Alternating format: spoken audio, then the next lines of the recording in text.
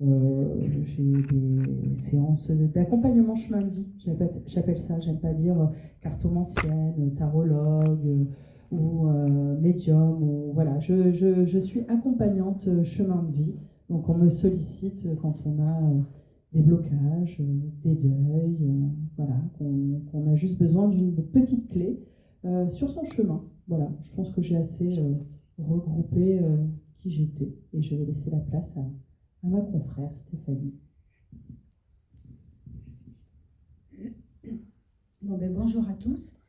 Donc, oui, je suis Stéphanie Subrégis et voilà, je fais une vie tout à fait normale et pareil, voilà, il suffit de la croisée des chemins après de moultes épreuves et du coup j'ai vraiment créé mon entreprise, donc médium et énergéticienne.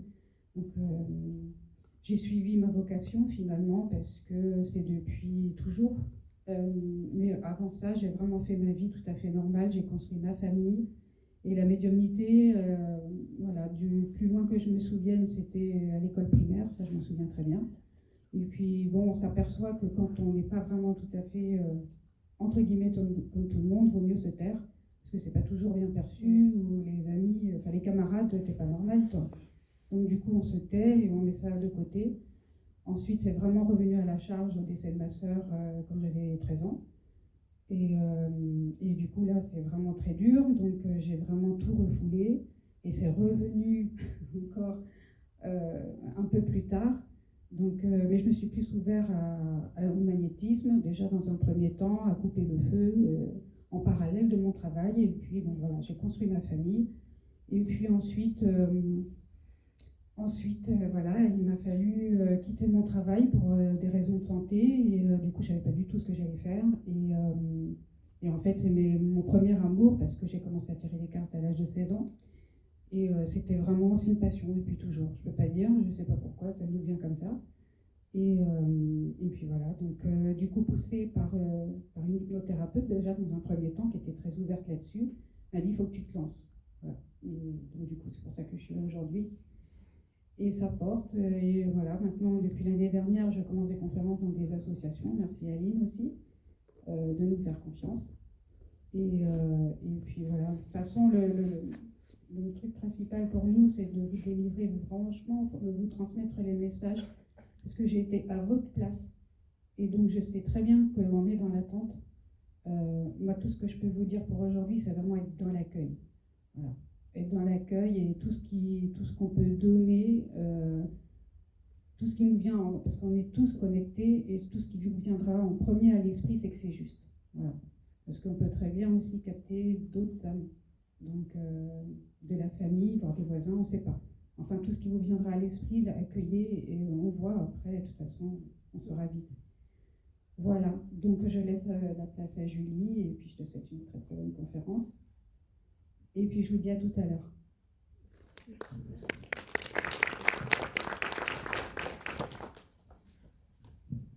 Oui, il est important, surtout quand vous recevez des messages, et là je rejoins mon confrère, de ne pas dire non. Non, je ne vois pas, non, ça ne me parle pas. Parce qu'il y a un phénomène qui se passe. Aujourd'hui, vous venez quand même dans l'attente, avec des intentions posées et peut-être vouloir un message précis. Mais de l'autre côté, ce n'est pas forcément la personne de la photo qui va venir, c'est peut-être une autre personne qui délivrera un autre message. Et puis il y a aussi ce phénomène d'amnésie temporaire, c'est-à-dire qu'on fait monter une telle adrénaline en étant là et en étant dans l'attente que des fois on peut avoir une amnésie de souvenirs et se dire non, non, ça ne me parle pas, non, je ne vois pas, non, je ne connais pas cette personne, je ne connais pas ce prénom, non. Et puis quelque part, le médium, vous le mettez un petit peu en doute, comme ça, en disant oh là là, je capte mal, tuyau il est bouché. Du coup, il y a ce système un peu de manque de confiance en soi qui arrive. Et donc, du coup, ça peut bloquer pour vous, ça peut bloquer pour nous. Donc, vaut mieux prendre toutes les informations. Hop, vous notez tout, vous enregistrez tout. Puis, une fois arrivé à la maison, vous faites un peu le bilan. Là, aujourd'hui, vous allez prendre beaucoup d'informations. Beaucoup. De par les messages, mais de par le début de conférence. Donc, vous allez avoir un peu la tête un peu surchargée. Prenez ce qui est en information pour vous, et puis vous ferez le bilan à la maison. Cette conférence, donc, qui est les guides et les contrats d'âme, Ça fait maintenant quelques années que je la porte. Je la porte pourquoi ? Parce qu'elle est suite au décès de ma petite fille. C'est simple, j'ai perdu donc mon enfant, j'étais déjà médium et j'ai tapé du poing avec l'univers et j'ai dit, moi je suis désolée, mais j'arrête de faire ce que je fais tant qu'on ne me dira pas pourquoi on m'a pris mon enfant. Et à ce moment-là, il y a eu ce phénomène qui s'est passé, parce que vous savez, les demandes à l'univers se font le soir, au moment où on se couche, pas forcément la journée. Elles sont plus simples le soir. Pourquoi ? Parce qu'on va déconnecter le mental et on va avoir ce phénomène un petit peu de décorporation astrale pendant la nuit où on coupe un peu le tuyau. Et c'est plus facile pour nous de monter en vibration, de se déconnecter, de sortir du corps et à eux de communiquer avec nous, soit à travers les rêves, soit à travers d'autres signes pendant la nuit, mais c'est plus simple. Et moi, ce qui s'est passé, c'est qu'il y a eu ce phénomène de décorporation astrale et puis je me suis retrouvée autour d'une grande table avec des ombres lumineuses, j'arriverai même pas à définir un visage ou quoi que ce soit, où vraiment on m'a transmis, en fait, ce savoir du contrat d'âme en m'expliquant le pourquoi, en fait, mon enfant était parti et le pourquoi ma vie avait été aussi chaotique, en fait. Et quand je suis redescendue, je n'ai eu qu'une seule conviction, c'était de transmettre cette conférence. Et par contre, je suis redescendue sans peur, sans colère, sans doute, sans haine, avec un apaisement en fait total en disant que pour moi, tout ce qui se passait aujourd'hui dans ma vie avait sens et résonance et tout n'était que conscientisation et alignement. D'accord ? Il y a un mot que je déteste, c'est le mot lâcher prise. Il est devenu hyper new age, on l'utilise un peu partout, lâcher prise, lâcher prise, lâcher prise, lâcher prise. Mais lâcher quelque chose, ça fait peur. Quand on tient une corde et qu'on ne sait pas ce qu'il y a en dessous, si on la lâche, ça fait peur, on a peur de tomber. Moi, je préfère utiliser le mot acceptation. On vit ce que l'on vit, mais on l'accepte. C'est comme ça. Donc, ça sera plus facile d'être dans l'acceptation que d'être dans le lâcher-prise. Ok ? Imaginez cette pierre que vous tenez et que vous lâchez. Elle tombe, c'est brutal, elle rebondit. L'acceptation va être plutôt un phénomène de conscientisation, d'alignement. On va venir réfléchir, on va venir percuter. Qu'est-ce que ça a réveillé en nous ? Qu'est-ce qui s'est passé ? Eh bien, le contrat d'âme, c'est ça, c'est toute cette conscientisation. Je vais vous donner des informations. Vous avez parfaitement le droit de ne pas être en accord avec ce que je vais dire. Et ça, c'est OK pour moi. Parce que nous ne détenons pas la vérité. D'accord ? Il existe plusieurs vérités, plusieurs sens et plusieurs résonances. Donc surtout, si à l'intérieur de vous, ce que je vais vous transmettre ne résonne pas, c'est OK. On ne va pas se fâcher. C'est parce que vous n'êtes peut-être pas prêt à accueillir cette information. Peut-être il vous manque des paliers preuves pour conscientiser ça. Et il faut que vous soyez OK avec le fait que ça ne résonne pas en vous. Et de ne pas repartir frustré en disant « Ah, cette conférence, elle ne m'a pas parlé, ça me parle pareil, pourquoi ?» Sans doute et tout ça. On s'aligne, on est OK, c'est peut-être pas pour le moment. Ça fera résonance plus tard, mais on verra. Cette conférence, elle est interactive. J'ai horreur, moi, d'être dans un monologue. J'ai horreur de ça. Donc, je vous invite, à chaque fois que vous avez besoin de poser une question, de lever la main et de poser votre question. D'accord ? Donc, ça va être un phénomène comme ça où je vais vous demander, vous avez compris, est-ce que vous savez, etc. Je veux qu'on interagisse ensemble. D'accord ? Bon, déjà, est-ce que vous savez tous ce que c'est qu'un guide ? Oui. Oui. Oui. Oui. Ah, alors levez la main ceux qui ne savent pas. Ok. Et le phénomène d'ange, tout le monde a entendu parler des anges, on est d'accord ? Ok. Bon. Les guides, on va commencer par ça. Ce sont des âmes incarnées ou non. Donc je m'explique. Soit c'est des gens qui sont déjà venus sur Terre, qui ont fait un parcours de vie, et qui sont repartis, en fait, dans nous ce qu'on appelle la source, entre parenthèses le paradis, entre parenthèses ce que vous voulez, l'autre côté, l'autre monde, le monde de l'invisible, ce que vous voulez. Ce sont des âmes qui sont venues, qui ont fait un parcours de vie ici, un chemin de vie ici, qui sont repartis de l'autre côté. Et il se peut aussi que ce soit des âmes qui ne se soient pas incarnées. Ok ? Nous sommes tous des âmes et on a choisi un véhicule. D'accord ? Et on vient ici sur cette terre pour travailler des choses, pour travailler des blessures, pour travailler l'amour, pour travailler sur notre chemin de vie, à comprendre l'abandon, l'injustice, comprendre le deuil, comprendre les colères. Voilà, on vient travailler sur nous, quotidiennement, à chaque incarnation. Ces guides, ils sont invisibles, on ne les perçoit pas, mais ils communiquent de diverses manières en nous amenant des synchronicités ou des signes, d'accord, pour communiquer avec nous sur ce chemin de vie. Donc ils sont souvent dans l'invisible, c'est pas forcément un défunt, c'est pas forcément un deuil, ça peut être une entité lumineuse, ça peut être une source de chaleur, ça peut être... Mais généralement, le guide est une personne qui fait partie de notre famille d'âmes. D'accord ? Une famille d'âmes, c'est 1 milliard d'âmes, voire plus, qui travaillent ensemble. Aujourd'hui, vous êtes tous réunis ici, vous faites partie de la même famille d'âmes. D'accord ? Parce que ça veut dire que dans une autre vie, vous avez déjà travaillé ensemble. Donc si vous êtes ici, c'est que vous êtes déjà connus à un moment ou à un autre, tous.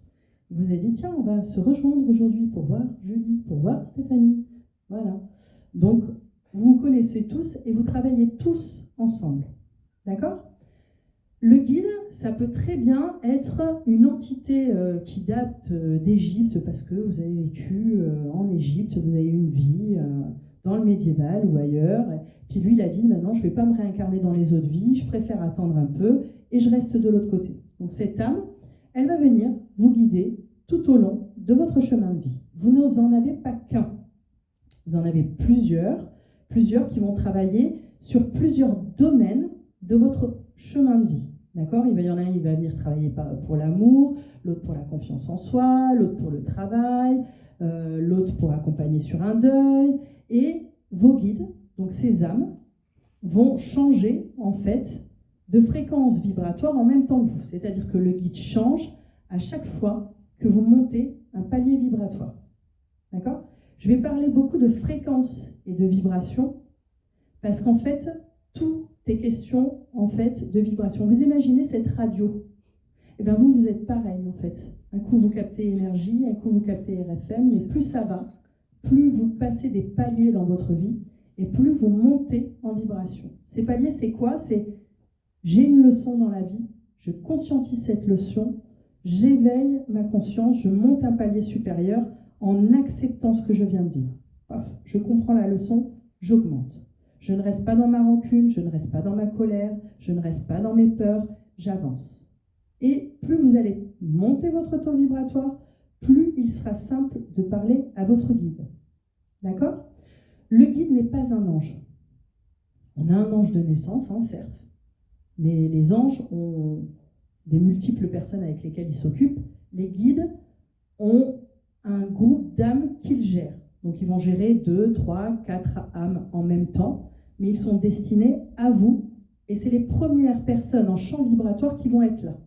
Donc quand vous appelez « Oh, ange Gabriel, ange machin », le premier qui va venir, c'est votre guide en fait. Après, ça interagira avec un autre ange, mais le premier qui va venir en résonance, c'est votre guide qui vous est destiné. D'accord ?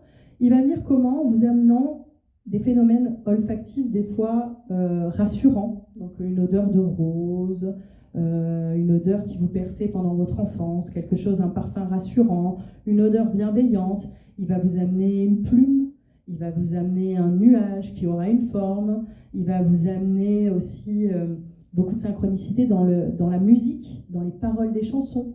Vous êtes dans la voiture, vous dites tiens, je ne sais pas si je dois aller à tel endroit ou à tel endroit. Hop, je mets la radio et puis là, il y a un mot qui fait sens et résonance. Ce guide va en fait interagir pour vous envoyer les messages, la réponse à vos questions. Il y a ce phénomène d'heure miroir, de chiffres triples.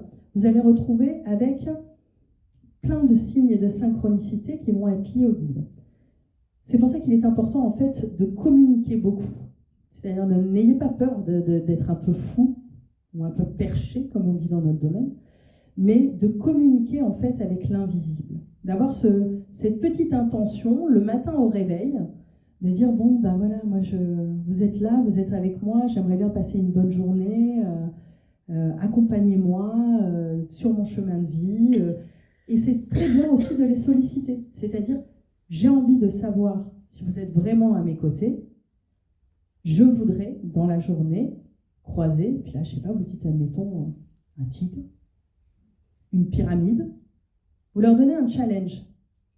Bien sûr, hein, ils ne vont pas vous amener le tigre devant votre porte ou quoi que ce soit, mais en sortant, vous allez pouvoir voir peut-être une affiche, ou vous allez peut-être tomber sur un livre, ou vous allez allumer la télé, ça va être une chaîne où il va y avoir les animaux.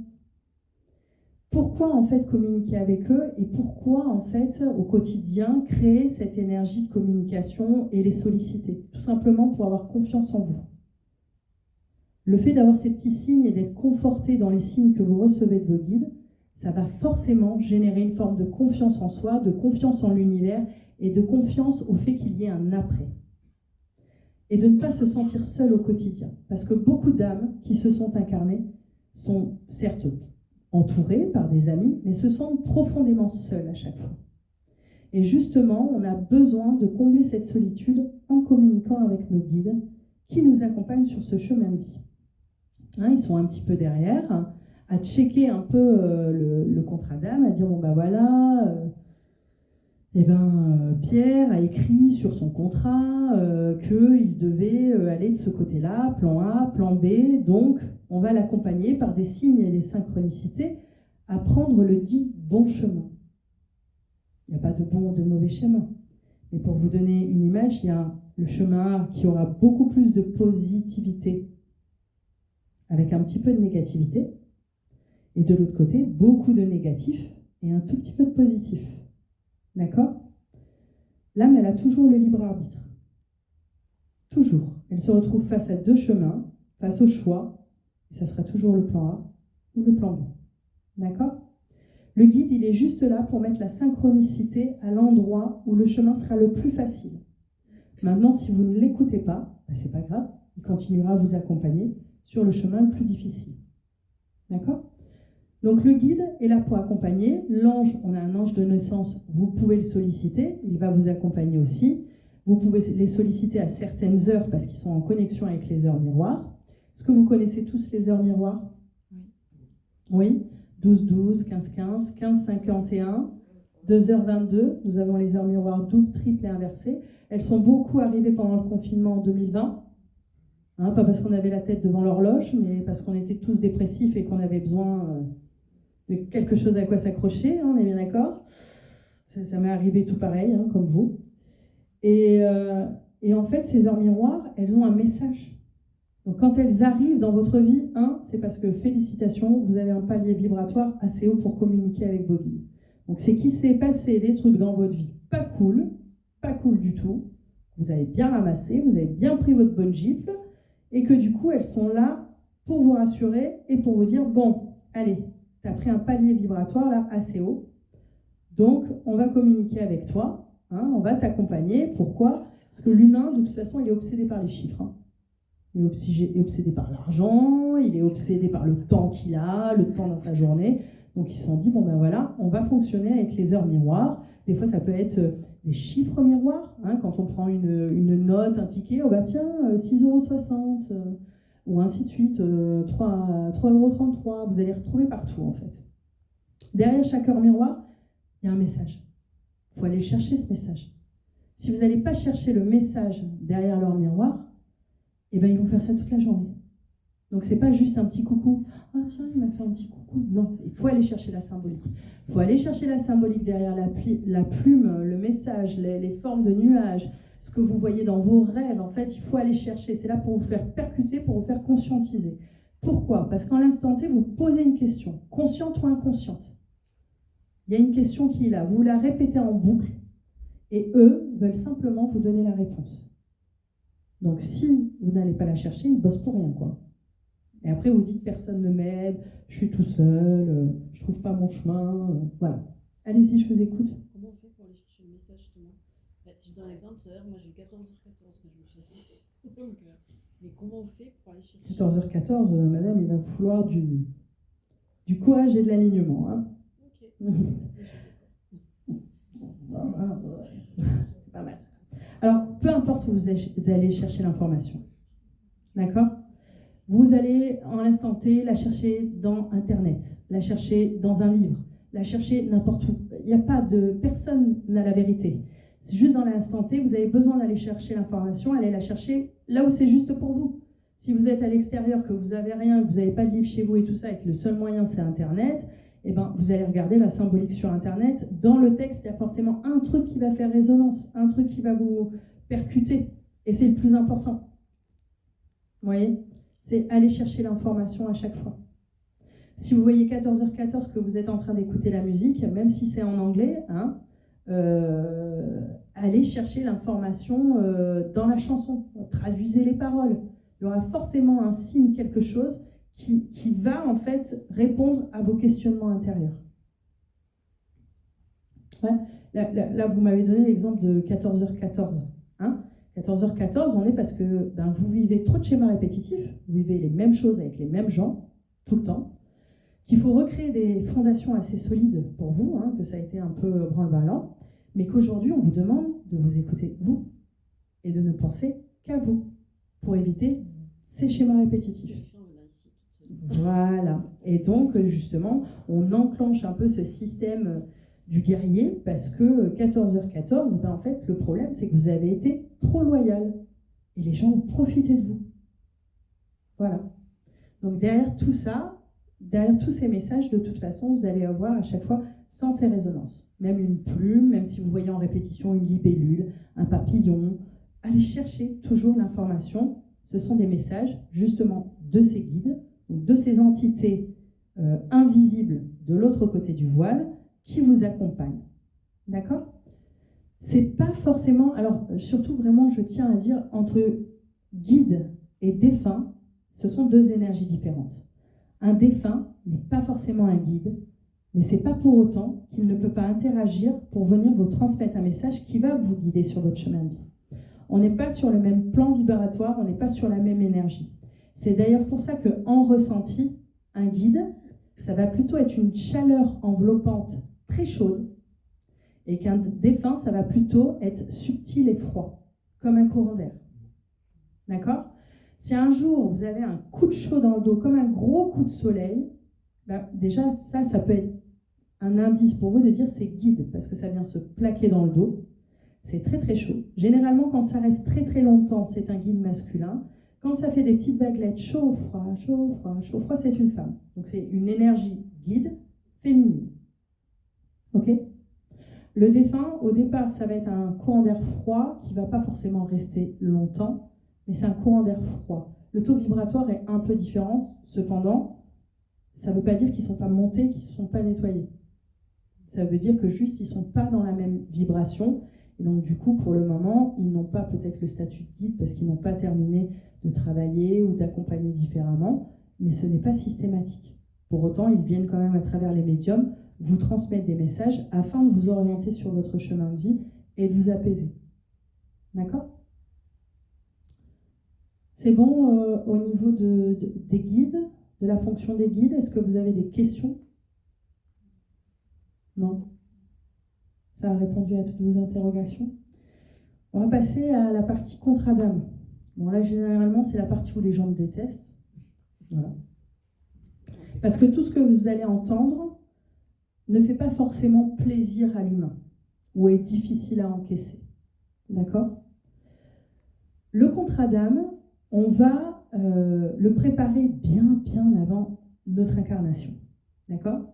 Il y a le contrat d'âme et il y a le chemin de vie.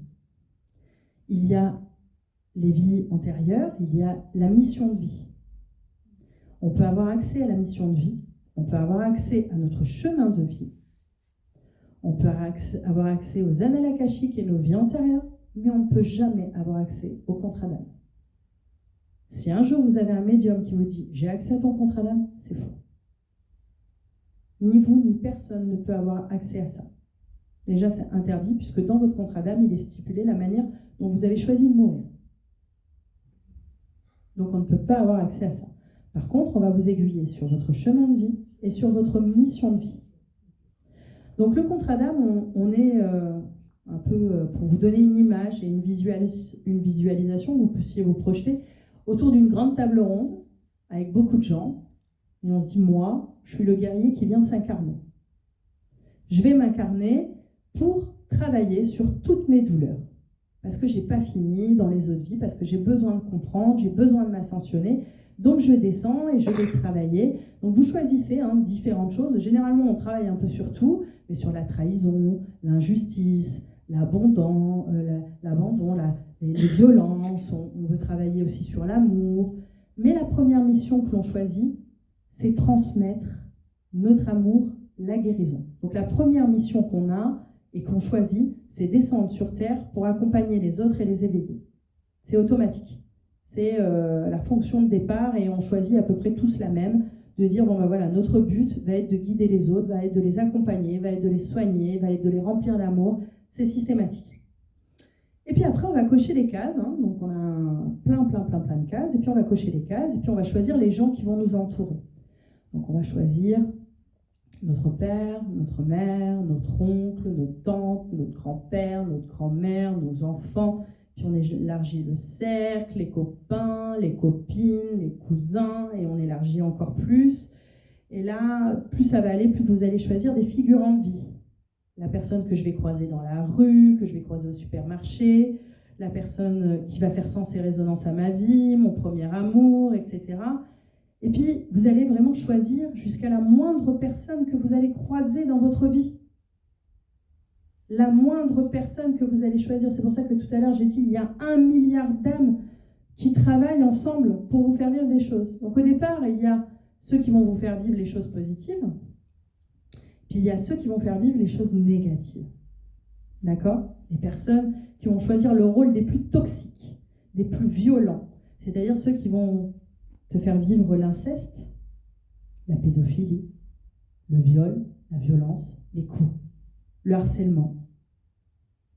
Il y a toutes ces personnes en fait qui vont vous faire vivre les choses les plus douloureuses dans votre vie. Alors pourquoi, vous allez dire, mais pourquoi dans mon contrat, je choisis en fait de vivre toutes ces violences? Alors en tant qu'âme, on n'a pas de notion de douleur. D'accord ? Quand vous êtes de l'autre côté, la douleur n'existe pas. D'accord ? On ne connaît pas ce que c'est la douleur sur un plan terrestre. La seule chose que l'on voit, c'est que si l'on vit ça, et au plus tôt où on le vit, on va monter plus rapidement en palier d'éveil spirituel. C'est-à-dire qu'une âme, elle ne s'éveille pas dans l'amour, le bonheur, la bienveillance. Si elle veut arriver à son palier culminant de médiumnité, d'énergétique, de connexion spirituelle avec l'univers, il va falloir qu'elle passe par les étapes les plus violentes et les plus douloureuses. Parce que c'est quand on va venir toucher notre partie la plus sombre qu'on va aller chercher l'étincelle autour de nous pour remonter et pour amorcer et trouver cette lueur. Donc il y a quand même beaucoup de paliers d'éveil spirituel qui sont justement ces paliers-là. Ok ? Après, à degrés différents, il y en a qui vont choisir juste la gifle à l'école. Ou l'insulte d'une personne. Vous allez choisir dans votre contrat d'âme le degré. Il faut savoir que plus vous allez rapidement vivre les choses, plus du coup, 20, 30 ans, vous serez complètement éveillé. Puis certains qui vont choisir des paliers plus lents, vont s'éveiller à 60 ans, 70 ans, 80 ans. Ça varie en fonction de ce que vous choisissez dans votre chemin de vie. D'accord ? Donc on va choisir ces paliers douloureux. Donc on va choisir les personnes qui vont nous les faire vivre. Généralement, c'est dans la famille que ça se passe, la famille proche.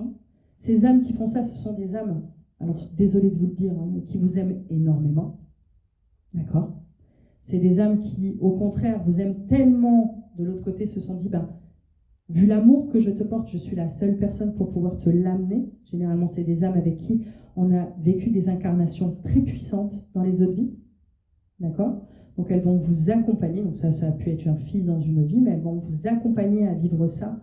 Et elles vont accepter la coupure de lien derrière et le mal qu'elles ont fait. Un autre palier aussi qui est très intéressant dans l'éveil spirituel, c'est le deuil. D'accord ? Souvent, quand on perd une personne, il est un palier d'éveil spirituel profond. Donc ça, on choisit aussi dans notre compte d'âme. C'est-à-dire qu'on dit, moi, à telle période et à tel moment de ta vie, dans ton contrat d'âme, je vais mourir. Et cette mort, va t'ouvrir cette porte. Elle va t'aider. En fait, je te fais le cadeau. Moi, je te fais le cadeau de terminer mon contrat d'âme à ce moment-là pour que toi, tu puisses prendre ce relais, t'éveiller et ouvrir ta porte à l'autre côté. Donc, c'est difficile à entendre, mais chaque deuil est un acte d'amour, en fait, d'âme à âme, qui vous permet, en fait, de passer un palier, une connexion vibratoire. Sauf que nous, dans la matière, on n'en a pas conscience. Nous, ce que l'on voit, c'est en fait qu'on est abandonné, qu'on se sent seul, que cette personne, elle nous manque, qu'on n'entend plus cette voix, qu'elle n'est plus là pour nous donner de l'amour, de l'attention, qu'il y a ce vide dans notre vie. Seulement, elle est toujours là. Puis c'est un acte très égoïste quand même. Parce que de l'autre côté, généralement, c'est les gens qui ont trouvé la paix, qui sont bien et qui continuent toujours à nous guider, qui sont toujours là, mais sur un autre palier vibratoire. Alors forcément, dans les matières, il faut l'accepter. Ok ? Donc le deuil est quelque chose, la mort est quelque chose que l'on choisit, d'accord ? Il y a aussi les fausses couches. Les fausses couches, ça peut arriver. Donc ça, c'est inscrit dans votre contrat d'âme. C'est-à-dire que vous choisissez d'avoir un enfant, mais l'âme peut très bien ne pas vouloir s'incarner. Elle a le droit. Vous avez le droit de dire « Non, je ne veux pas y aller de suite, du coup je flippe, donc je repars ». Les fausses couches. Les avortements aussi. Pour certaines femmes qui ont vécu ces avortements, ne culpabilisez pas. Votre contrat d'âme, c'est certainement inscrit dans votre contrat d'âme. Vous avez choisi de vivre cet avortement pour un palier d'éveil spirituel, d'accord ? Si cette âme s'était vraiment incarnée, c'est pas grave. Il y a un chemin A, un chemin B. Dans tous les cas, ça aurait travaillé. L'âme, elle est repartie, elle a travaillé autrement. Une âme peut décider de ne pas aller au bout de son contrat, et ça, c'est tout à fait juste. Généralement, jusqu'à approximativement entre 1 et 2 ans, il y a ce système de un peu meurtre subite du nourrisson, ces choses comme là. Certains enfants peuvent décider, certaines âmes peuvent décider de ne pas s'incarner. L'âme est complètement accrochée au véhicule à partir de 2 ans. D'accord ? Pas avant. Elle n'est pas directement accrochée dans le ventre au moment où l'enfant sort. D'accord ? Elle est accrochée à partir de 2 ans, vraiment révolue, où l'âme est tactée dans son contrat et elle ne peut plus faire machine arrière. D'accord ? Il y a des décès, admettons le décès d'un enfant, une âme, elle peut très bien s'incarner, mourir. Et c'est son contrat d'âme. Sa fonction est juste de faire ça. Elle n'a que cette fonction-là. On l'a même d'ailleurs déjà eu, nous, certainement, de venir et de repartir. Ok ? Donc, bien sûr, les personnes qui font subir les violences, je vous l'ai dit tout à l'heure, décident dans leur contrat d'âme de venir en conscience pour faire subir la violence. C'est quelque chose que l'on expérimente. Il faut quand même beaucoup vous rassurer que beaucoup d'âmes qui voulaient expérimenter la violence l'ont quand même fait beaucoup dans le médiéval. Il y a eu une période vraiment très très sombre, etc., où dans le médiéval, tout le monde se décapitait. Et donc, on a beaucoup vécu ce système de mort à ce moment-là. Du coup, on est un peu plus tranquille. Mais effectivement, tout ce qui se passe en ce moment, et j'ai une pensée pour la petite Lorraine, l'accident qui est arrivé à Nantes, et ces enfants-là, je prends ça comme exemple, mais c'est cet enfant, Justin, en fait, cette âme, c'était inscrit dans son contrat. Ça devait se passer comme ça. Il devait faire vivre ça. D'accord ? Il faut accepter aussi d'être le figurant négatif de la vie des personnes parce qu'on choisit dans le contrat d'âme. Vous avez tous choisi à un moment ou un autre de votre vie à être celui qui va faire du mal à l'autre, à celui qui va lui dire la mauvaise parole au mauvais moment, celui qui va lui donner la gifle, celui qui va le pousser, celui qui va le harceler, celui qui le jalouse, celui qui a de la pensée négative, de l'amertume, de la rancœur. Donc on a tous quelque part décidé d'être le figurant négatif d'une personne. On n'est pas exempt de tout reproche. On n'est pas des âmes toutes bienveillantes, alignées, des petits anges. On a choisi à un moment donné aussi, nous, d'assumer notre part sombre parce que c'est un échange. Dans le contrat d'âme, on décide d'avoir du bon, de donner du mauvais, d'être la personne qui va être une clé sur le chemin de vie d'une autre, mais aussi d'être celle qui, par amour pour toi, va te faire avancer de cette manière-là. D'accord ? C'est très subtil à des moments, mais voilà. une personne que vous allez croiser 1 heure, des fois, va avoir plus d'importance dans votre avis en impact que quelqu'un que vous avez dans votre famille depuis la naissance. Et ça, on appelle ça des âmes sœurs. D'accord ? Nous avons des milliers d'âmes sœurs. Il n'y en a pas qu'une. C'est les gens qui arrivent pour dégoupiller des trucs dans nos vies. Elles ne restent pas forcément tout le temps, mais ça peut être des amis, des amours, des rencontres éphémères qui viennent juste pour raviver des choses. On n'est pas forcé de se marier avec son âme sœur. D'accord ? Après, il y a le phénomène de flamme jumelle, hein, ça on choisit aussi. Le phénomène de flamme jumelle, c'est surtout la manière dont on divise notre âme quand on arrive sur Terre. Parce qu'en fait, la flamme jumelle est une division d'âme, c'est un œuf qui se divise en 2. C'est notre âme qui se sépare dans 2 corps différents. Voilà. Et qui décide à un moment donné de se rejoindre, histoire de bien en chier à 2. Hop là. Donc on la rejoint pas tout le temps. Hein. On est bien d'accord qu'on n'est pas systématiquement obligé dans son contrat d'âme de rejoindre sa flamme jumelle. Et la flamme jumelle peut très bien mourir avant vous. Ça peut arriver aussi. Hein.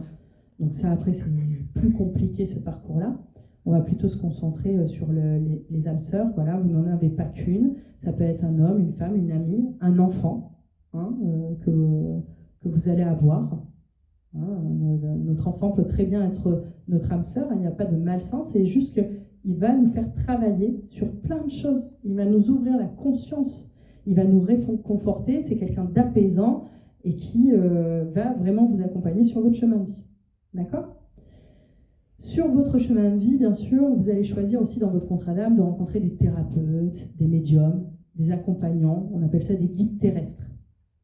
D'accord ? C'est ceux qui vont vraiment être là pour, dans la matière, vous aider sur votre chemin de vie. Ok ? Ces guides terrestres ne sont pas faits pour être dans votre vie tout le temps. D'accord ? Il y a beaucoup de gens, des fois, qui culpabilisent d'abandonner les autres et qui nouent un espèce d'attachement ou de dépendance à des liens. Hein ? Parce qu'on se dit, voilà, je dois être loyal envers cette personne, je dois faire ça. Dans votre contrat d'âme, il n'est pas inscrit que vous devez rester tout le temps avec les mêmes âmes. Vous avez le droit de changer, vous avez le droit de bouger, parce que votre fréquence vibratoire est différente. Vous choisissez les âmes qui vous entourent en fonction de votre fréquence. Si votre fréquence, elle change, si vous êtes à 100 et que lui, il est à 10, ben vous n'êtes pas fait pour rester ensemble. Hein. C'est-à-dire que cette personne, elle va faire chuter votre taux vibratoire et elle va vous faire stagner et vous n'allez jamais avancer. Donc on ne culpabilise pas à un moment de dire « Stop, toi et moi, on n'est plus sur la même vibration, moi j'avance et toi tu t'en vas. » On rompt les liens. D'accord ? L'attachement, la dépendance n'est pas inscrit dans le contrat d'âme. L'âme, elle évolue. Alors l'âme, c'est très égoïste, mais elle avance sur son contrat d'âme pour elle, pas pour les autres. Pour le moment, elle vient pour travailler pour elle. Donc, il faut qu'elle évolue. Et une fois qu'elle a évolué, qu'elle a passé ses paliers, elle vient accompagner les autres, donner de son énergie, donner de son temps, accompagner, élever l'autre. Mais pour le moment, elle travaille sur elle, sur tout ce qui s'est passé. D'accord ? Et le détachement est quelque chose de très, très important. Ça veut dire aussi faire vivre l'abandon à l'autre, faire vivre le rejet à l'autre. C'est aussi s'aligner à soi-même et dire que cette personne n'est plus bonne pour nous ou que nous ne sommes plus bons pour cette personne. D'accord ? Accepter que nous ne sommes pas une nécessité pour une personne. Donc il faut se détacher des gens qui ne vous accueillent pas. C'est très très important. On n'insiste pas avec les âmes parce que ça veut dire qu'on n'est plus sur la même vibration. Donc on n'est pas obligé d'avoir une amitié d'enfance. On n'est pas obligé d'être bien avec ses parents. Il faut être en accord avec ça. On n'est pas obligé de s'occuper de sa maman jusqu'à sa fin de vie ou de son papa si à l'intérieur de soi, ça ne résonne pas. D'accord ? C'est aussi peut-être inscrit dans le contrat d'âme de ne pas vivre ça. Le sacrifice l'est peut-être aussi. À chaque fois, il faut s'aligner à sa vibration du cœur. Aujourd'hui, qu'est-ce que j'ai envie ? Est-ce que j'ai envie de le faire ou est-ce que je n'ai pas envie de le faire ? Si à un moment donné, vous allez contre votre cœur, vous allez vous cassez la binette. Hein. Si demain, vous vous dites oh, j'ai pas envie d'aller déménager mon pote, vous y allez, vous pouvez être sûr que vous allez vous prendre un meuble sur le pied, vous péter le pied, qu'il va vous arriver quelque chose, parce que vibratoirement, votre corps vous a informé qu'il ne fallait pas être là. Et que votre intuition, première capacité chez vous, à l'incarnation, dès votre contrat d'âme, vous ne l'avez pas écouté. D'accord ?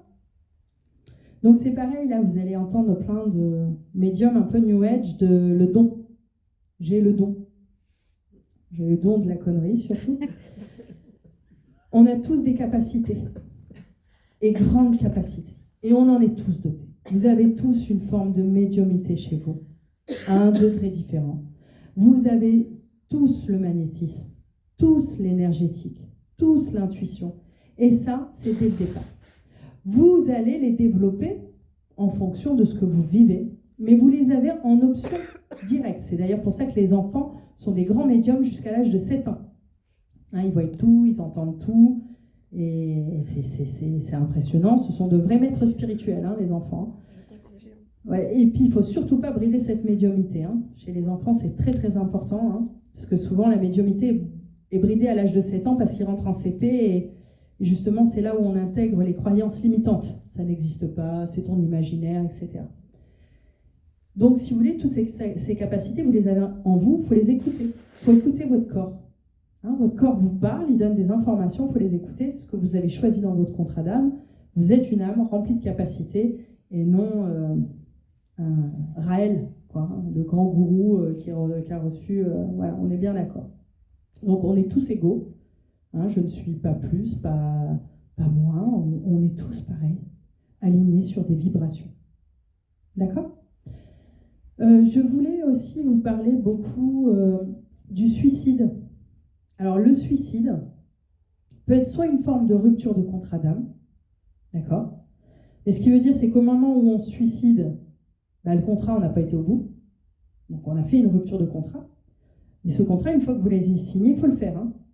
Ça veut dire que vous allez revenir, peut-être pas tout de suite, mais que vous allez revivre les mêmes choses. Mais le suicide peut être aussi un choix de mort. On décide de mourir de cette manière-là. D'accord ? Et ça, vous n'avez qu'une seule manière de le savoir, c'est une fois que vous allez remonter. Je dis remonter parce que c'est une question d'élévation vibratoire. D'accord ? Dès qu'on meurt, on monte de suite en vibration. Donc un défunt, dans les minutes où il meurt, où il se sort du véhicule, hein, ce truc-là, là, qui est des fois malade et tout ça, je l'appelle le véhicule, de suite, il est en pleine capacité, grand pouvoir, explosion. Donc vous avez plein de signes, plein de signes jusqu'à l'enterrement. Jusqu'à l'enterrement, il faut qu'il remonte et qu'il se nettoie un petit peu, parce que plus il reste, plus il va se coller d'énergie base astrale qu'il y a, et moins il pourra remonter. Donc on leur donne un laps de temps qui est leur enterrement, généralement, pour la montée. Hein, c'est pour ça que des fois, vous voyez des gens tenir jusqu'à l'enterrement, ils sont forts, vous dites, oh là là, mais cette femme-là, comment elle fait pour tenir bon comme ça ? Et puis dès qu'il y a l'enterrement, la mise en terre ou la crémation, bam, la personne, elle s'écroule, elle se met à pleurer, et on se dit, mais qu'est-ce qui se passe ? Et c'est parce qu'à ce moment-là, le défunt l'a lâché, tac, il est remonté. Donc son énergie, l'énergie qu'il envoyait pour mettre en place les signes, les plans qu'il avait, de dire, ah bah tiens, je vais débloquer ça pour telle personne, je vais faire ça, je vais lui amener ça. Parce qu'ils mettent plein de trucs en place pour le changement, hein, une fois qu'ils partent. Hein. Et hop, ils remontent. Voilà, parce qu'ils sont dans un palier vibratoire très très important. Après, ils redescendent, mais il faut d'abord qu'ils montent se nettoyer de tout ce qu'ils ont vécu. Ok ? C'est parce qu'il y a des humains qui ont du mal à lâcher, qui ont du mal à accepter. C'est pour ça qu'ils restent en fait. Ils restent par compassion et par empathie. Et plus ils restent, et plus c'est très compliqué pour eux de repartir, parce qu'effectivement, il y a ce que l'on appelle de l'autre côté, en fait, un phénomène de base astrale qui est généré en fait par l'humain, par tout ce qu'il va générer comme colère, comme méchanceté, comme jalousie, qui va nourrir en fait des énergies basses. Et donc ces énergies basses vont venir éteindre cette lumière. Hein. C'est vraiment une grande lumière quand l'âme elle est en sortie de corps et qu'elle n'est pas encore nettoyée. C'est vraiment une énergie pure, hein, comme à l'arrivée. Hein, à l'arrivée, c'est une énergie pure. Au départ, c'est la même chose. Hein. Et donc, en fait, ça va être comme, vous savez, du goudron qui vient se coller un petit peu sur la lumière, etc. Et au fur et à mesure, c'est plus compliqué que les guides viennent le chercher pour l'amener. Puisque au fur et à mesure, la fréquence vibratoire baisse. Et donc, c'est plus compliqué pour les guides d'aller les chercher pour les emmener, en fait, plus haut. Voilà. Donc, c'est pour ça que vaut mieux être dans l'acceptation quand même assez rapidement de ce qui se passe, même si c'est une mort soudaine, parce que ce qui est très compliqué aussi, c'est que du jour au lendemain, on perd les gens, ça crée des prémices, effectivement, c'est soudain, on s'y attend pas, c'est comme ça, mais vaut mieux être dans l'acceptation de suite de ce qui se passe et l'aider au plus rapidement possible à passer de l'autre côté par cette acceptation que de retenir un maximum. Comment lâcher? Comment accepter? Déjà, en écoutant cette conférence, tu prends conscience, là, à l'instant T, que toi et lui, vous aviez choisi que ça se passe comme ça. Donc, en fait, son départ, quelque part, c'est un contrat entre toi et lui. Et tu l'as choisi. Tu as dit, tu partiras pour me faire vivre ça, pour que je conscientise ça, pour que moi, je continue à travailler. Parce que cette personne, cette âme, elle a fait ça pour que tu continues à avancer. Pour que ça soit un boost, pas pour que ça soit un frein, en fait. Pour que tu avances, pour que tu transmettes, pour que du coup, tu éveilles ta capacité. Hein, on est bien d'accord. Donc, il y a ce phénomène-là, en fait, de mort. Les enfants, quand ils s'incarnent, généralement, on appelle ça les vieilles âmes qui viennent dans les petits corps. Ils sont conscients de tout. Hein. Vous faites babu, mais lui, en fait, l'âme, elle comprend tout ce que vous dites. Hein. Donc, arrêtez de les prendre pour des andouilles aussi. Parce que l'âme est hyper puissante, c'est une vieille âme. Quand les enfants pleurent beaucoup, qu'ils ont des terreurs nocturnes, c'est parce qu'ils voient des choses qui sont vraiment bas astrales, qui viennent en fait les pomper, parce que ce sont des énergies pures. Donc arrêtez de dire, laisse-le chialer, ça va lui faire les cordes vocales. Hein, ça, c'est les vieux trucs de grand-mère, là. Non. Un bébé, il pleure, on va l'apaiser. Voilà, il faut être à côté de cette âme pour l'accompagner, quoi. C'est pas marche ou crève, hein, non plus. Voilà. Même si c'est déjà assez difficile, notre chemin de vie, on ne va pas leur rajouter ça. Donc, ce sont des âmes pures, des âmes en conscience, des âmes qui vont rapidement être tractées, empathiques dans tous les lieux, d'accord ? Donc, à protéger. Les enfants, beaucoup à protéger. Ces âmes très éveillées sont à accompagner du mieux que vous le pouvez en fonction de votre éveil et de ce que vous croisez, etc. D'accord ? Au niveau du contrat d'âme, on choisit aussi le handicap. D'accord ? On fait le choix, à notre incarnation, de vivre le handicap dans cette vie-là, ou de ne pas le vivre, d'être tétraplégique, d'être... voilà. Il faut savoir que les plus gros handicaps, où en fait le véhicule est complètement figé et l'âme est complètement consciente, fait partie d'une de nos dernières incarnations avant l'ascension. D'accord ? Ça veut dire aussi que vous ne redescendrez pas après et qu'il y aura une forme d'ascension de l'autre côté. Parfois, il y a aussi le fait de ne pas avoir d'enfants dans cette vie-là. Il y a des personnes qui décident de ne pas avoir d'enfants, qui se posent des questions. Ça fait partie aussi des prémices d'ascension après. Quand on décide de ne pas donner l'enfantement à une âme, ça veut dire qu'on n'est pas sûr de se réincarner derrière et qu'on est sur une fin d'incarnation sur ce plan et qu'on va plutôt monter sur une ascension. D'accord ? Il y a vraiment de l'autre côté, dans le contrat, des degrés. J'aime bien parler de ça, mais toutes les âmes ne s'incarnent pas. Hein, il y en a qui restent derrière, de l'autre côté, à aider les autres, pour justement, parce qu'elles n'ont plus rien à faire sur le plan terrestre. Donc, vous avez ange, archange, maître ascensionné. Vous avez des degrés de l'autre côté d'éveil, en fait, sur l'autre plan aussi. D'accord ? Et on va dire que le départ, en gros, c'est guide. Hein ? Bon, il faut un petit temps de nettoyage, d'abord. C'est pour ça que beaucoup, admettons, papy, tonton, tati, tata, grand-mère, ne va pas de suite se réincarner dans l'enfant de votre lignée. Hein, il faudra attendre quelques lignées avant qu'ils aient terminé de se nettoyer et qu'ils reviennent. et puis ils ne reviendront peut-être pas forcément dans votre lignée. D'accord? Oui? C'est quoi une famille d'âmes? Une famille d'âmes, en fait, c'est un groupe d'âmes qui décide sur toutes les incarnations de travailler ensemble. Ça veut dire que sur des multivies, en fait, très très lointaines, dans plusieurs vies ou même sur plusieurs plans quantiques, après ça c'est plus compliqué, je pense que je vais en perdre quelques-uns, celle-là on va dire, ouais, celle-là elle a fumé la moquette, mais elles décident de tout le temps se rencontrer, de tout le temps travailler avec, d'être tout le temps ensemble. Donc en fait on croise les mêmes personnes. Quand vous dites, oh là là, cette personne, j'ai l'impression de la connaître, ça me parle, ça fusionne de suite, elle me dit quelque chose, c'est normal parce que vibratoirement, c'est une âme avec qui vous avez déjà travaillé, qui s'est déjà passé. Donc en fait, c'est pour ça que je vous disais tout à l'heure, en fait, on fait partie du même groupe d'âmes. Parce qu'on a déjà travaillé ensemble dans d'autres vies. Moi, j'ai peut-être juste été quelqu'un que vous avez croisé dans la rue une autre fois, et puis peut-être j'ai été vraiment dans votre famille une autre fois, peut-être j'ai pu être votre enfant alors que je ne le sais pas, et ainsi de suite en fait. Les familles d'âmes, c'est ça, ce sont des âmes qui ont vécu plusieurs incarnations ensemble et qui se sont choisies pour à chaque fois redescendre dans la matière et travailler ensemble avec une fonction bien précise. Vous avez compris ? Il y a quelque chose qui m'échappe parce que c'est au niveau vibratoire en fait. Oui. On ne peut pas le comparer à une famille humaine. Alors, la famille d'âmes, c'est une famille qui est en haut, qui est d'amour universel, mais quand vous arrivez dans la matière, cette famille universelle, elle va s'incarner. Il y a une partie qui va rester de l'autre côté pour vous guider, mais il y a une autre partie qui va s'incarner pour vous faire travailler. Une partie de votre famille d'âme.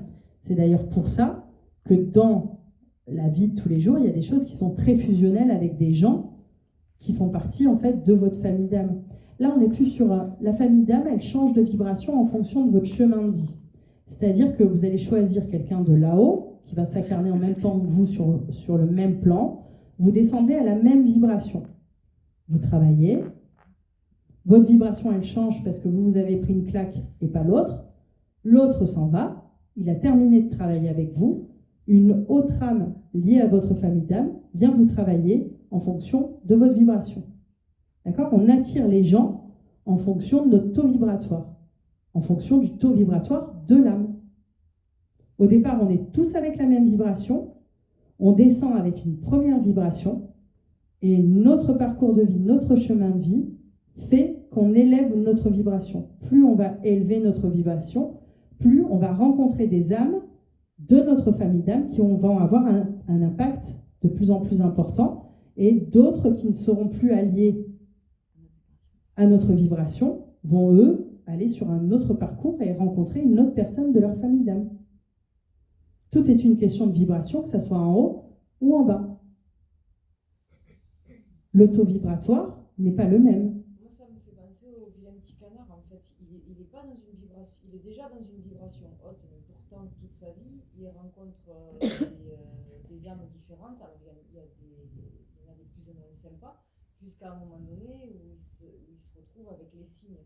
Mais ça a duré longtemps, en fait, avant qu'il trouve sa famille d'âme.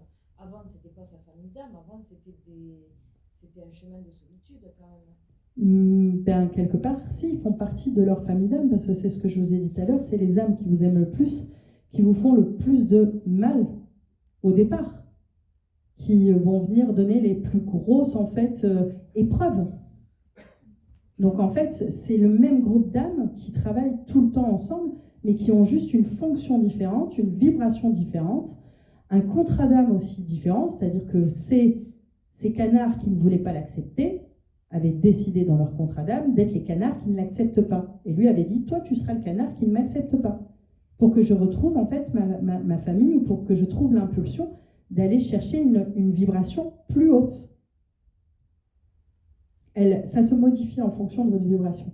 Plus vous allez augmenter votre vibration, plus vous allez rencontrer des âmes qui vous aiment et qui vous apportent des choses puissantes avec lesquelles vous vous sentirez beaucoup mieux, avec qui vous vous sentirez vous-même, des personnes qui ne vont pas vous juger. plus votre vibration elle va être basse, plus vous allez être dans les peurs, dans les angoisses, dans les deuils, dans la colère, dans la haine, dans la rancune, dans la jalousie. Ah ben lui il a ça, pourquoi moi je sais pas ça, etc. Plus votre taux vibratoire il baisse. Vous n'êtes pas dans l'amour quand vous faites ça. Notre incarnation, c'est la valeur du cœur. Quand je dis, ah là là, t'as vu, elle, la thune qu'elle a. Ah tiens, t'as vu, elle a fait ça. Ah ben tiens, elle a trompé son mari. Bam.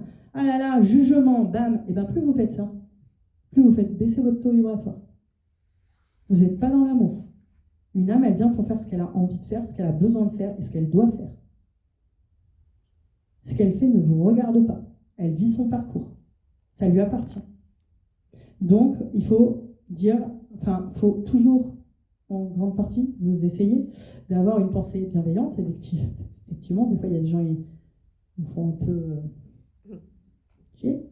Mais il faut être en accord avec ça aussi. Et là, vous arriverez à retrouver sur votre chemin de vie des gens qui vous correspondent, qui vont vous accompagner, qui vont élever encore plus votre vibration, qui vont vous aider à accepter, petit à petit. Est-ce que vous avez d'autres questions? Oui, Michel. Comment on peut reconnaître notre âme sœur? Comment on peut reconnaître notre âme sœur? De toute façon, je pense qu'on se reconnaît mutuellement parce qu'il n'y a pas d'énergie contraire. On est sur la même longueur d'onde, on est sur les mêmes besoins, on se regarde, on n'a même pas besoin de parler pour se comprendre. C'est vraiment une harmonie, une alchimie. Et d'ailleurs, les âmes sœurs, des fois, ça dérange les autres âmes autour, quoi. Il y a une telle fusion qu'elles se sentent un peu exclues ou qu'elles regardent parce que ça fait trop de lumière, en fait. Voilà.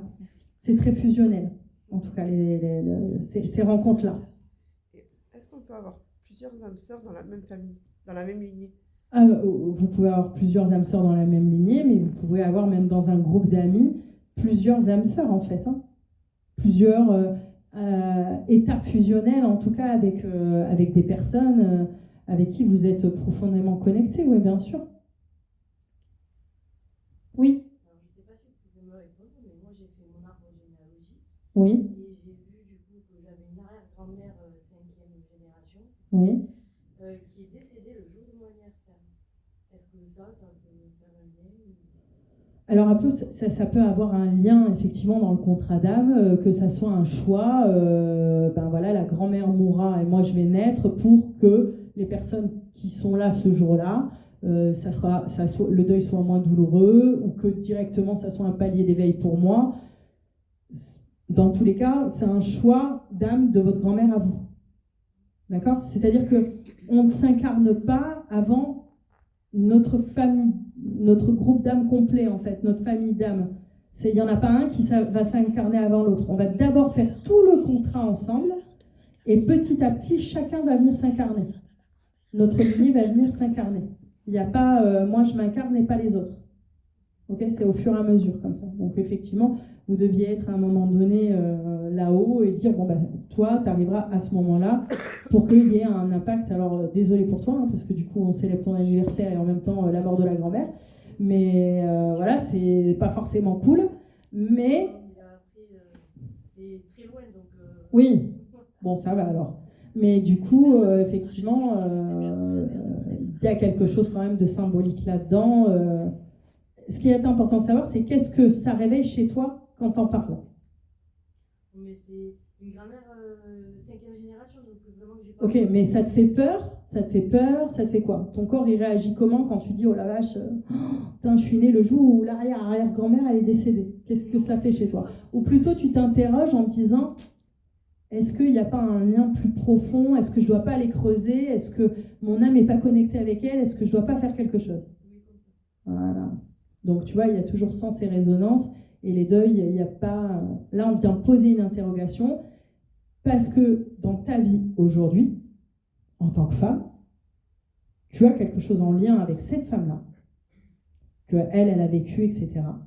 Et donc, tu es venu régler quelque chose qu'elle, elle n'a pas réglé. Donc, il faut que tu ailles chercher quoi, si ça t'interpelle autant. Voilà. Oui? Ça me fait penser que moi, ma maman, elle a choisi de partir le matin de mon anniversaire. D'accord. Et ça. Moi, je l'ai vécu comme si elle me faisait un cadeau, en fait. Oui. Elle était en souffrance, et c'était dur, parce que je la gardais toute seule. l'extérieur, mais D'accord. comme c'est lourd quand même, même si on est plein d'amour et qu'on le fait parce Oui, qu'on bien veut sûr. aider. Et je me suis dit, elle a voulu peut-être nous délivrer. Ben, de toute façon, c'est bien comment vous avez réagi, puisque de toute façon, la mort est une délivrance, quelque part, surtout pour les longues maladies. Voilà. Et puis surtout, ce qui est bien, c'est vous de ne pas culpabiliser derrière, hein, d'avoir une forme de culpabilité de cette pensée, au contraire, de dire, bon, ben, voilà, pour moi, ça a été une libération, je l'ai vécu comme une libération, maman m'a fait un cadeau, ça a peut-être été son dernier cadeau le jour de mon anniversaire. J'avais écrit un texte où je disais d'ailleurs, le jour où tu m'as donné la vie, tu as repris la tienne. Des Ouais. personnes différentes. C'est très beau. C'est très très beau. Mais effectivement, c'est très symbolique. Je l'ai vécu comme ça. Mais c'est très bien. Du coup, voilà, vous avez su l'accepter et ça a été plus facile et le palier est monté. Voilà. Quelqu'un a d'autres questions sur le contrat d'âme, sur les deuils, sur les morts, sur le système de véhicule, d'incarnation, sur plusieurs vies Juste, comment on peut faire qu'un enfant garde à partir de 7 ans, justement, cette connexion? Ben en fait, il faut initier au quotidien l'enfant à toutes les pratiques que vous connaissez, d'accord? Donc si un enfant vous dit qu'il a peur, qu'il y a je sais pas quoi qui est dans la chambre, ben, vous l'initiez au bol tibétain, au fait que lui le voit, que vous n'êtes pas à la même fréquence, donc vous le voyez peut-être pas, mais que c'est pas pour autant que vous ne le croyez pas. Donc on va venir intégrer la lithothérapie, les pierres, lui dire, oh ben voilà, si tu prends cette pierre, ça va s'en aller. Après tu peux lui dire, va-t'en, laisse-moi tranquille. Tu sais, toi tu vois des choses que maman elle ne voit pas. Donc, mais aie confiance en toi, moi je te crois. En fait, comment on n'éteint pas un médium? Ben, simplement en donnant de la valeur à ce que lui va dire en fait. Pas en lui disant, oh là là, mais non, c'est qu'un rêve, va te recoucher, fais ça, en lui disant que ça n'existe pas, en fait. Il faut le conforter dans que lui, en fait, il a des choses qu'il voit, pas vous, mais que maman est là, elle te soutient, elle te comprend, et elle va t'accompagner comme elle peut, mais elle est là, quoi. Juste une présence. Comment arrive-t-on à choisir dans ce contrat la maladie? Alors, comment arrive-t-on à choisir la... Alors, vous choisissez, très très bonne question, en fait, vous choisissez la maladie au moment de votre vie où vous n'entendez plus les signes.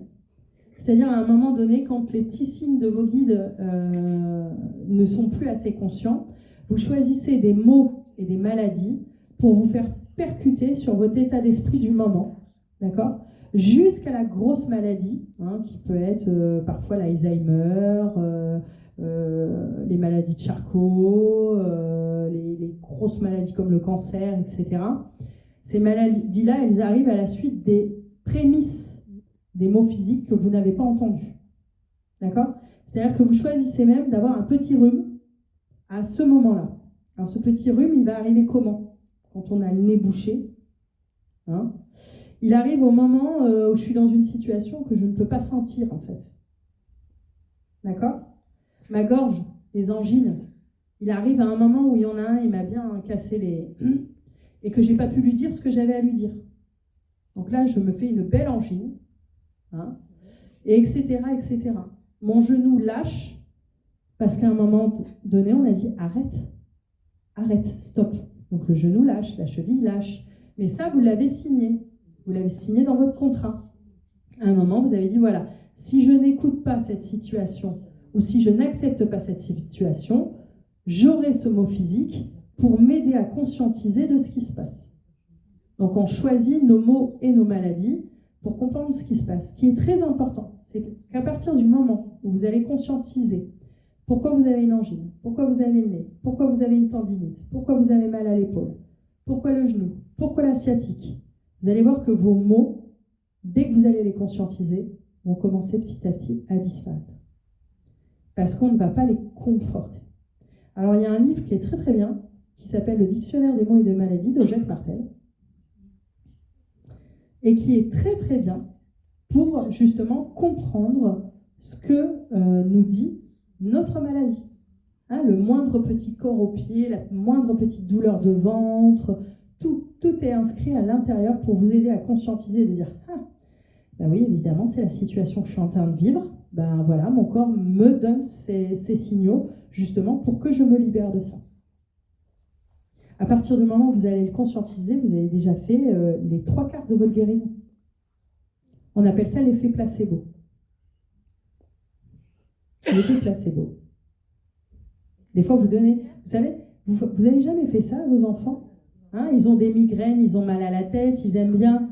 Puis vous leur collez du sucre dans de l'eau et en 1 heure, ils n'ont plus rien. L'effet placebo.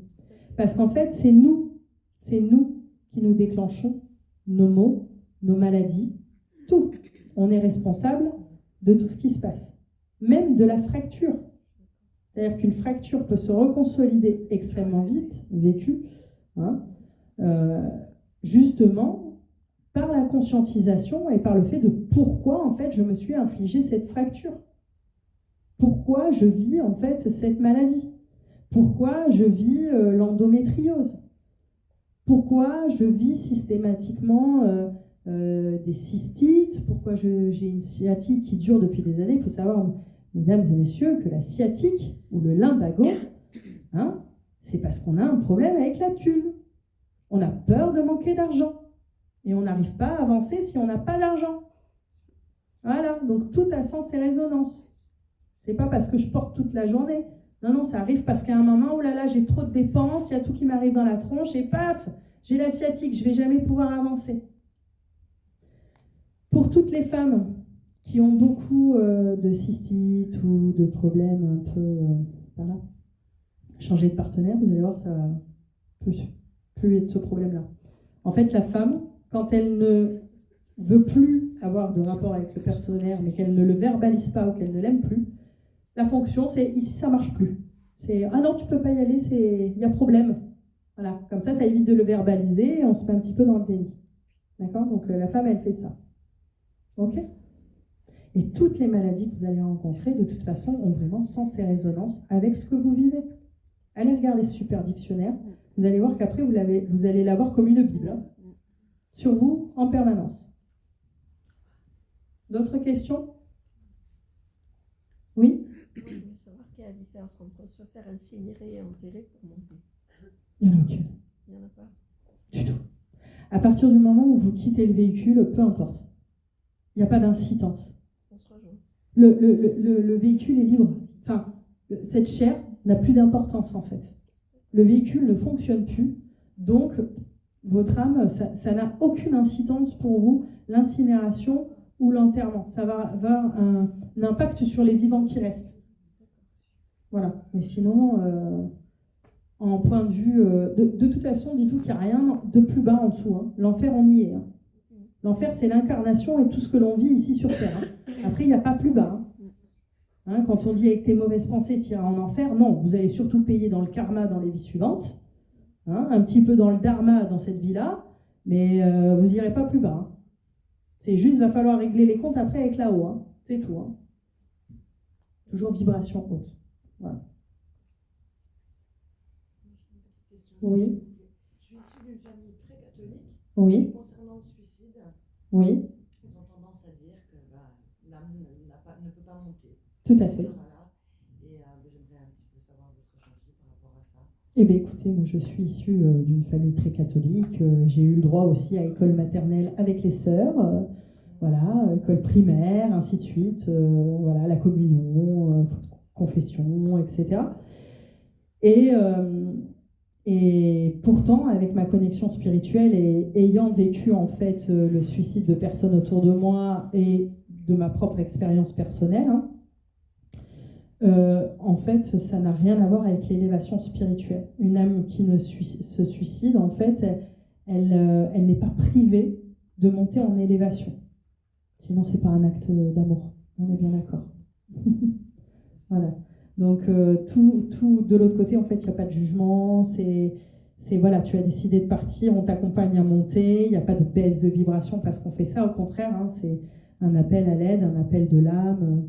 Voilà, tout ce que je vous parle en conscience aujourd'hui, de toute façon, moi-même, dans mon parcours, et ça, j'ai aucun tabou avec ça, mais moi, je l'ai vécu. J'ai vécu l'inceste, j'ai vécu le viol. Pour en arriver, en fait, à mon état de conscientisation aujourd'hui, en fait, dans tout mon parcours, hein, j'ai vécu aussi le harcèlement, 3 tentatives de suicide, hospitalisation en HP, hein, les parents qui ne comprennent pas parce qu'à un moment donné, vous voyez des trucs, vous parlez à des gens et que vous-même, vous en arrivez à vous dire « mais c'est pas possible, je suis complètement taré ». Voilà. Donc tout ça, en fait, c'est un parcours de violence, en fait. Pour en arriver où j'en suis aujourd'hui à la transmission, je n'ai eu aucune enfance. J'ai été systématiquement toute seule, à avancer toute seule, sur un parcours incompris. Et puis il faut savoir une chose, c'est que pour les personnes qui sont médiums, vraiment en pleine capacité consciente, vous leur filez un antidépresseur, c'est comme si vous les faisiez monter encore 10 fois plus vite. Puisque lui, l'antidépresseur va venir faire taire le mental. Donc quand vous prenez un anxiolytique pour dire oh, c'est bon, je vais me shooter un peu pour aller dormir, hein, parce que sinon j'y pense trop, mais c'est pire, en fait, vous partez en décorporation astrale, vous canalisez, il y a tout le monde qui vient, c'est le festival, quoi. Il n'y a plus la soupape du mental. Le mental n'est pas forcément négatif, il est une soupape de sécurité quelque part. Le verre de vin. Ouais, non mais il est là quand même pour quelque chose, lui on l'a foutu quand même un petit peu pour ça. Donc si vous voulez, je viens pas ici en vous disant bon bah ça c'est ça parce que j'ai eu la petite vie toute aimante et toute cool. Non, je viens vous parler des trucs les plus douloureux que dans ma vie j'ai eu et qui se sont passés et que ça a fait mal et des choix de vie et aujourd'hui j'en veux ni à celui qui m'a fait l'inceste, enfin ni au pédophile, ni au violeur, ni à celui qui m'a tapé, ni à mon harceleur, parce qu'au contraire, en fait, si j'étais pas passée par tout ça, j'aurais pas été aussi éveillée et j'en serais pas au stade où je suis aujourd'hui. Pour tous ces gens qui font les violeurs, les pédophiles, tout ça, il leur arrive quoi après ? Et bien après, ils sont un tout petit peu plus longs à être nettoyés. C'est pas pour autant qu'ils ne montent pas, hein, parce que ça fait partie de leur contrat d'âme. Donc ils sont venus en conscience infliger ça à une personne. Par contre, en termes de nettoyage vibratoire, ça va mettre un peu plus de temps que pour les autres, parce que quand on parle de nettoyage vibratoire, c'est que vous repassez toute votre vie depuis l'enfance, de ce que vous avez fait de bon, de mauvais, dans votre vibration, etc. Et quelque part, vous faites un bilan avec quelqu'un pour voir si vous avez compris ce que vous avez vécu, de la manière dont vous l'avez vécu, donc ça met un laps de temps. Et donc, du coup, il faut vous dire quelque part que la personne qui vous a violé ou qui a créé l'inceste, c'est parce qu'à un moment donné, lui-même l'a vécu, ou parce que lui, vous lui avez fait vivre à un autre moment, etc. Il y a un lien, mais vous pouvez le savoir que de l'autre côté, en fait. D'accord ? Qu'il y a une forme de souffrance. Mais c'est pas pour autant que lui ne s'élève pas aussi. Sauf qu'au moment où ils vont venir le chercher, forcément, il va ramasser un peu plus que vous qui l'avez vécu, parce que lui, il va devoir aller chercher son propre pardon. Donc c'est une âme qui va être obligée, en fait, pour se nettoyer, d'aller chercher son propre pardon, de se pardonner parce qu'elle vous a fait vivre ça, plutôt que d'être dans l'acceptation comme celui qui le vit, quoi, comme la victime, quoi. Voilà. Mais on se rejoint tous au même endroit à un autre moment. Comme je vous l'ai dit, ceux qui restent dans le bas astral, c'est pas forcément celui qui a décapité l'autre, etc. Les 3/4 des choses qui sont bas astral, c'est des gens qui ne sont pas montés, qui ont été dans le refus. Admettons, peut-être, un violeur peut refuser dans sa vibration de remonter, rester sur un bas astral et rester sur cette terre aérée de différentes formes. Au départ, il va être sur une entité, vraiment un esprit un peu malsain, et puis plus ça va dégrader en termes de vibratoire, et plus il va devenir ce qu'on appelle familièrement des reptiliens, des démons, des choses comme ça, des âmes noires, etc. Appelez-les comme vous voulez, mais des trucs qui ne sont pas sociables, quoi. Si je voulais vous faire une petite précision, là, parce que j'ai beaucoup de gens qui vont dans des ateliers pour être médium, qui vont chercher en fait leur éveil spirituel. Si c'est pas le moment, c'est pas le moment. Et puis il faut vous dire une chose, c'est que le jour où cette barrière elle tombe, la première chose qu'il y a en termes de vibration, avant d'aller voir le plus doux, hein, les anges, les guides, et d'être en belle connexion avec ce monde fabuleux et féerique, vous avez tout le bas astral. Donc il faut être d'abord en capacité de se défendre contre tout ce qui est noir, avant de voir l'autre côté. C'est pour ça qu'il ne faut pas forcer les choses. Ne forcez pas les choses. Laissez venir. Le jour où c'est juste pour vous, vous allez le savoir de suite. Ça ne sert strictement à rien d'aller faire un atelier pour devenir médium. Déjà, ça n'existe pas, c'est pas possible.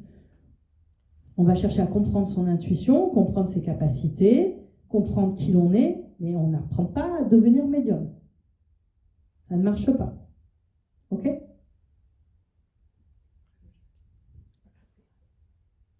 Bon, si c'est bon pour moi, c'est bon pour tout le monde aussi, hein ? Ok. Et bien c'est l'entracte. Voilà. Merci à vous de m'avoir écouté pour cette conférence. Vous avez ici l'oracle des heures miroirs si vous voulez venir le regarder, tirer une petite carte. Si vous voulez aussi l'acheter, le ramener chez vous. Voilà, je suis présente ici pour discuter avec vous. Si vous voulez le découvrir, il n'y a pas de souci.